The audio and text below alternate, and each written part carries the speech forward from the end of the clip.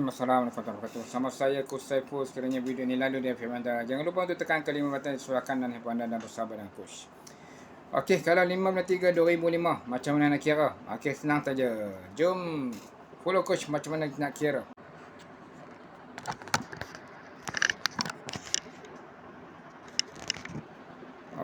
Okey,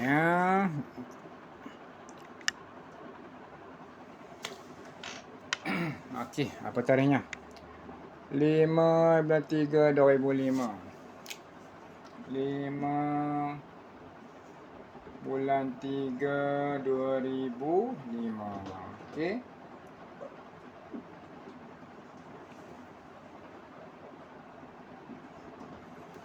Okey, senang sahaja.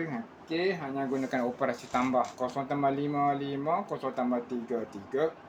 2 tambah 0, 2. 0 tambah 5, 5.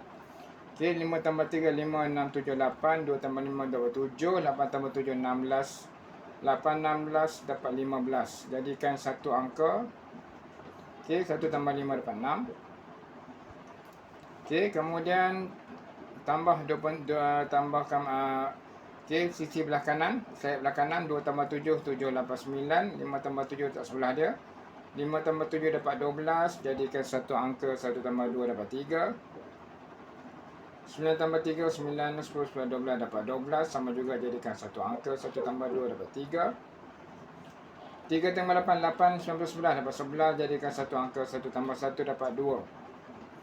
Okay, 5 tambah 8, 8, 9, 10, 11, 12, 13. 13, 1 tambah 3 dapat 4. 2 tambah 4 dapat 6. Okay, tambah silang. 8, 9, 10, 11, 12, 13, 14. Jadikan satu angka. 1 tambah 4 dapat 5. 7 tambah 6. 7 tambah 6, 7, 14, 13. Dapat 13. Jadikan satu angka. 1 tambah 3 dapat 4. 4 tambah 5 dapat 9. Okay, dah pun siap.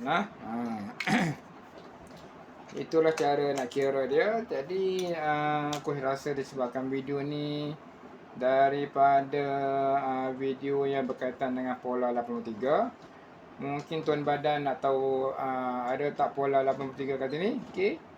Okey, jawapannya adalah ini dia. Ada kat sini pola 83. Dan ada lagi satu pengiraan di keturunan. Boleh juga. Okey. Boleh juga untuk kita kira di keturunan. Okay, kalau apa nak kira di keturunan perlu belajar. Dan satu lagi, anda boleh dapatkan software pengiraan keturunan dan warisan untuk dapatkan untuk tahu result pengiraan bagi pengiraan keturunan. Okay.